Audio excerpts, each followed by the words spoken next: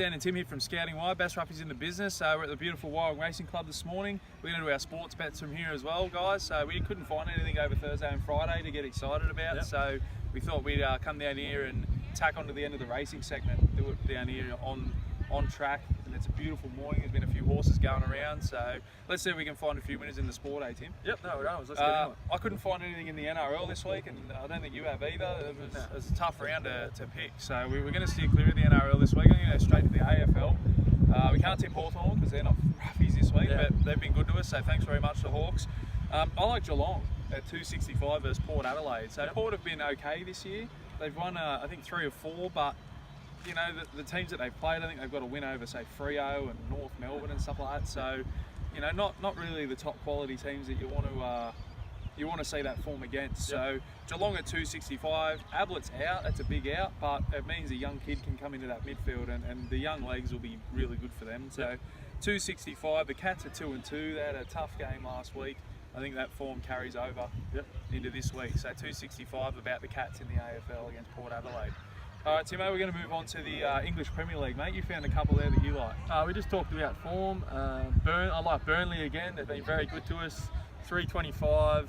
They lost midweek, but that was against Chelsea, so that is good form. They're a good quality outfit, Chelsea. So they only played 2 days ago, Burnley, but look, they're playing Stoke this weekend.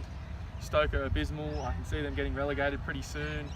And at 325, I'm happy to get on the Burnley bandwagon again. I know one bloke that won't be happy to hear you say that, mate. Sorry, Ryan Houston, but Stoke are in big trouble, mate. This is definitely last chance saloon for them. Burnley, yeah, as you said, they played a couple of days ago. It was against Chelsea. Prior to that loss against Chelsea, they were 5 on the trot, Burnley, and they've never ever done that in the Premier League. So they're in very good form. They came back from 1-0 down against Chelsea. They lost 2-1 eventually, but we'll take the 325. Yeah, happy to get on. You got another one? Yeah, I do. I like Newcastle against Everton. Look, we've been on Everton the last couple of starts.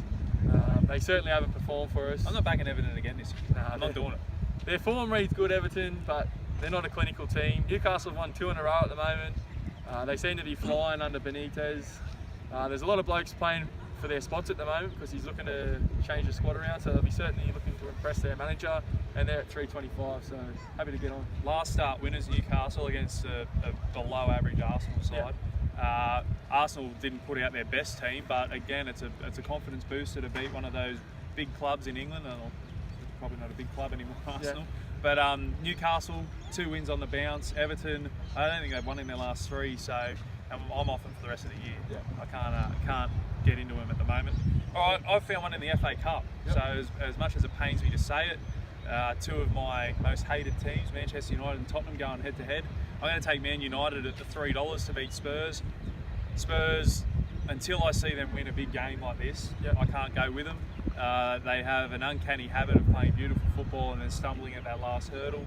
On the flip side of that, Jose Mourinho, he just seems to get the job done in these big games. I can see it being a really boring 1-0 result or 2-1 or something like that, where Manchester United sit behind the ball. They might play Rashford and Lingard up front and just look to counter-attack, and I think they'll catch Spurs out. Yeah, look, Mourinho's not known for his expansive style, but he certainly, when a push comes to shove, he wins these tight games. So. Yeah, that's right. And, you know, people like Pogba, and he's got a big price tag. He scored a double in the Manchester derby, so he's come back into a bit of form. I like Manchester United at the $3 in the FA Cup. All right, let's move on to Spain. So I like Valencia at 260. So they're sitting in the top 4 very comfortably, actually. They've lost their last 2, but I think this is the bounce back game that they've been looking for. They're going up against Celta Vigo. They're sitting, I think, about 12. Got nothing to play for. They're safe from relegation. Valencia will be looking to put a few more wins on the board and really push for that automatic Champions League qualification in Spain. So I like them at 260 to get the job done against Celta Vigo. And Timo, you've got one in Spain to finish us off with. Yeah, I like Getafe against Eibar. Look, Getafe, it's 8th versus 11th.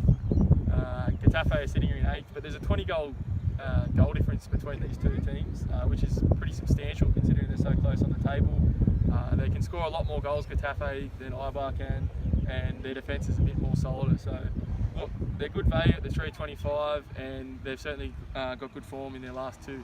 Yeah, look, we just talked up Valencia about being a good chance this weekend. Getafe last start winners against Valencia at Valencia, so that's pretty good form if you're looking into it that way. As you said, I looked at that game as well, the goal difference between them. They've scored a lot more goals and conceded about the same, so I'll take the attacking threat of Getafe as well with that one.